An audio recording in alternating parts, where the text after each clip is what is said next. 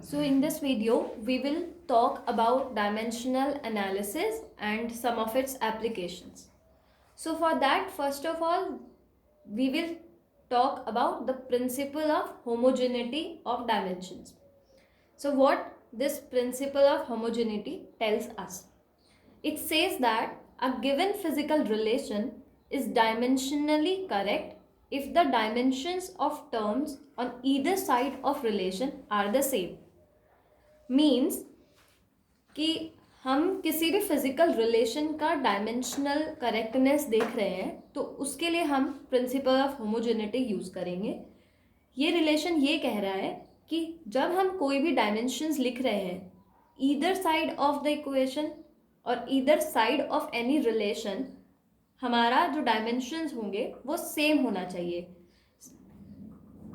Means कि जो dimensions, अगर हम कोई इक्वेशन लिखते हैं LH, तो dimension of LHS should be equal to the dimension of LHS.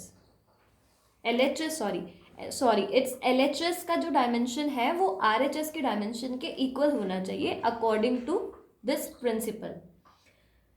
In further time we will see one of the examples of this principle of homogeneity, or it is also one of the application of dimensional analysis to find the dimensional correctness of any relation. That we will talk about later.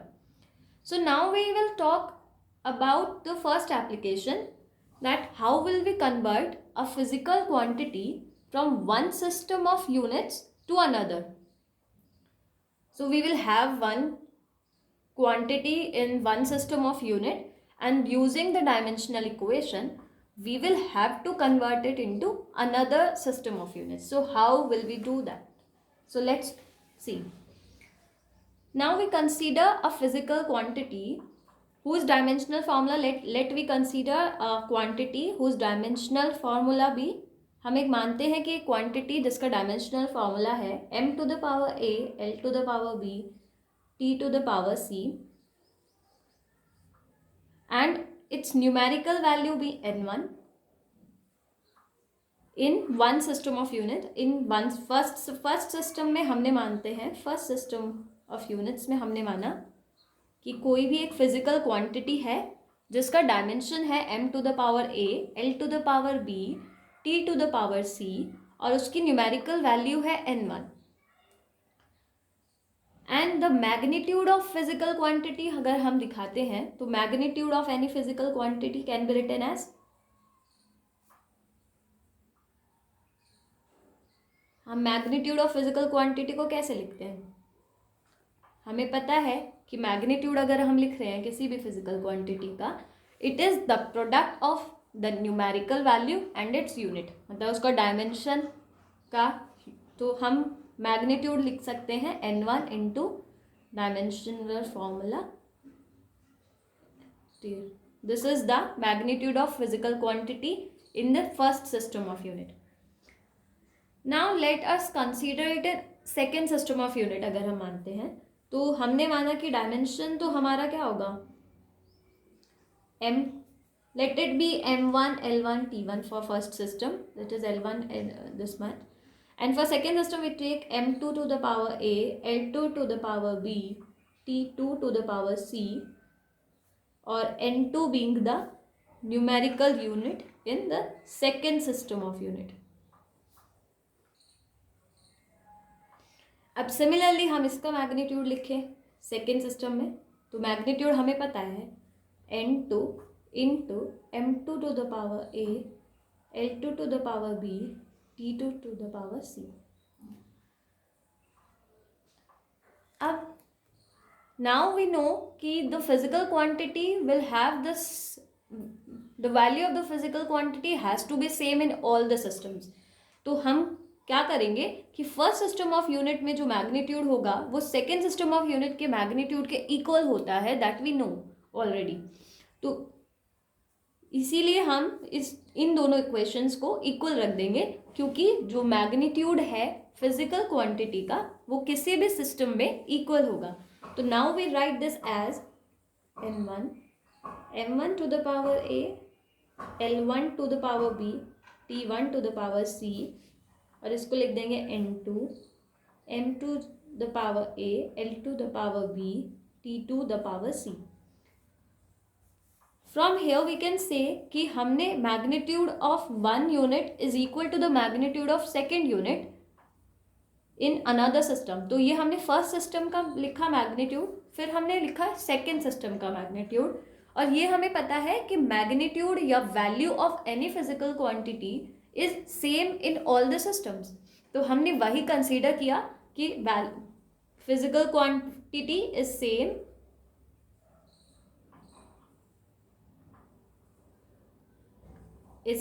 In all systems.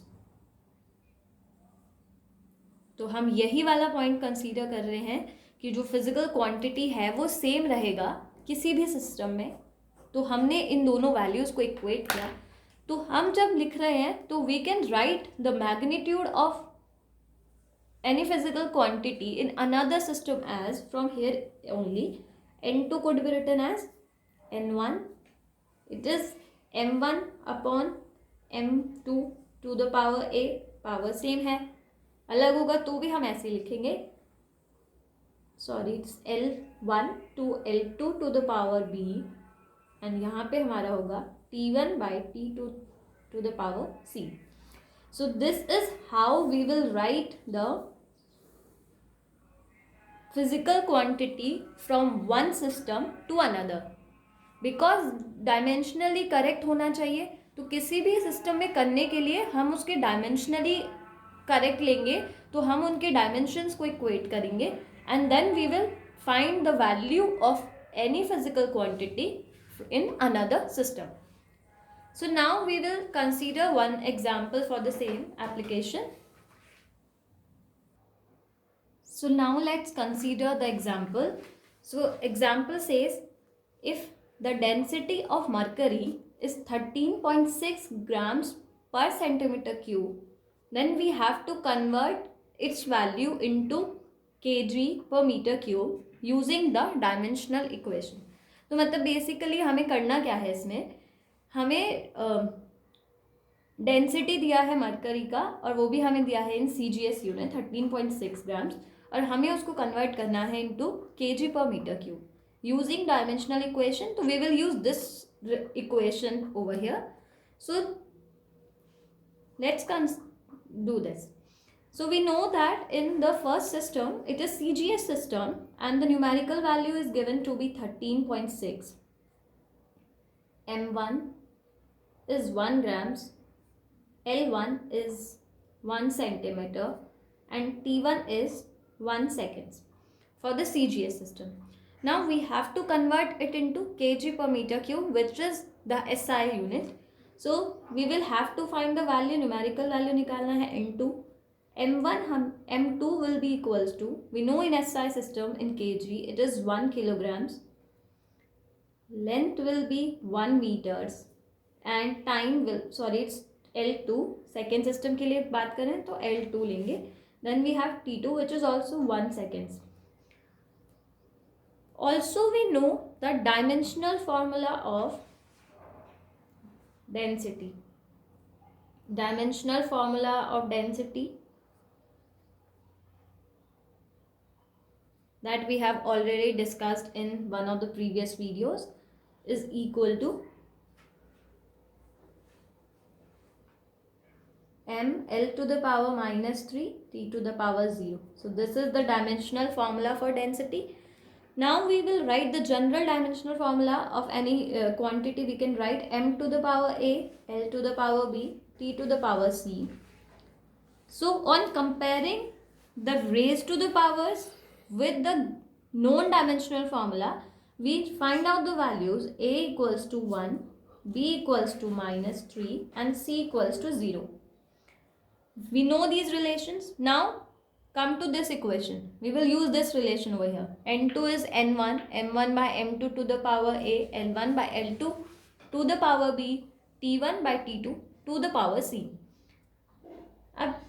Now we can see here, we know all the values except N2 which we have to find out. तो हमारे पास यहाँ पे N1 का value है M1 m1 का value है, m2 का value है, l1 का वैल्यू है, l2, t1, t2, और हमने यहाँ से a b c का वैल्यूज भी निकाल लिया है by using the dimensional formula of density.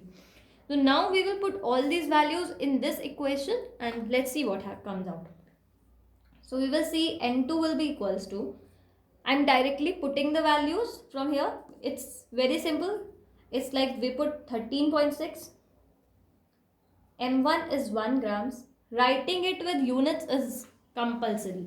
First we have to think कि यहाँ हम जितना भी लिख रहे हैं सिर्फ हम न्यूमेरिकल वैल्यूज नहीं रखेंगे, बिकॉज डायमेंशंस की बात कर रहे हैं तो हमारे पास उसका यूनिट न्यूमेरिकल वैल्यू और उसका यूनिट दोनों हम लिखेंगे. 1 ग्राम और m2 में हमने लिखा 1 kg to the power a का वैल्यू इज 1.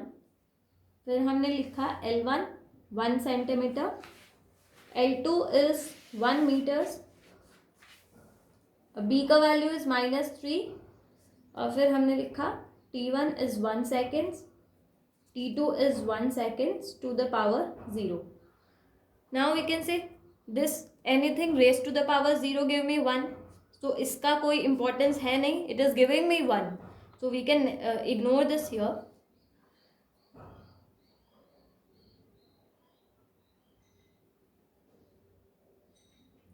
So अब हमको करना क्या है, अब हमें इसको कन्वर्ट करना है, न्यूमेरिकल वैल्यू निकालना है n2 का, दैट वी हैव यूज्ड. सो अब हमने यूनिट कन्वर्जन्स हमने यहाँ पे यूज करना है.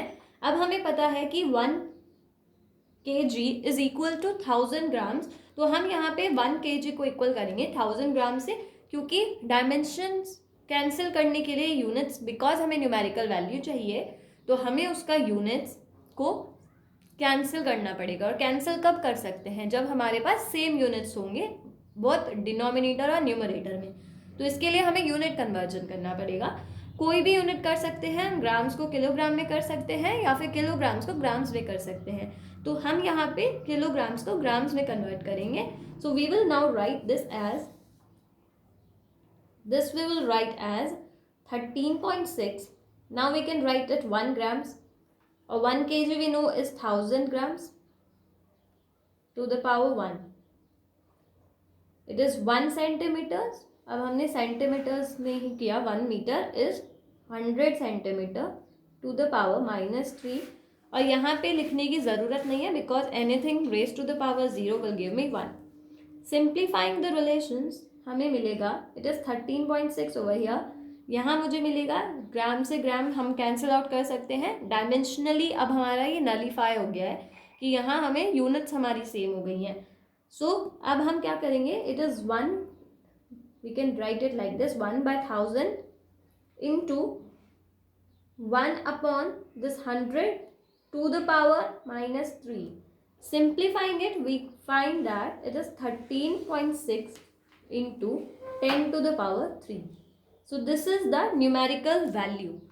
और हमें न्यूमेरिकल वैल्यू पता चल गया. अब हम इसको कंप्लीट फिजिकल यूनिट लिखेंगे.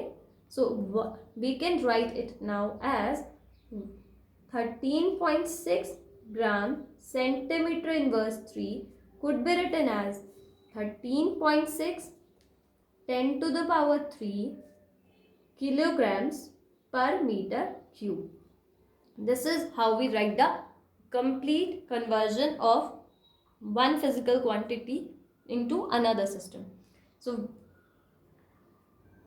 यहाँ हमने किया क्या है, हमने ग्राम पर सेंटीमीटर क्यूब को किलोग्राम पर मीटर क्यूब में कन्वर्ट किया है यूजिंग द डायमेंशनल इक्वेशन. हम इसको डायरेक्टली यूनिट कन्वर्जन से भी कर सकते हैं, लेकिन हमें क्वेश्चन में दिया है यूजिंग डायमेंशनल इक्वेशन, तो हम उसी को यूज करते हुए इसको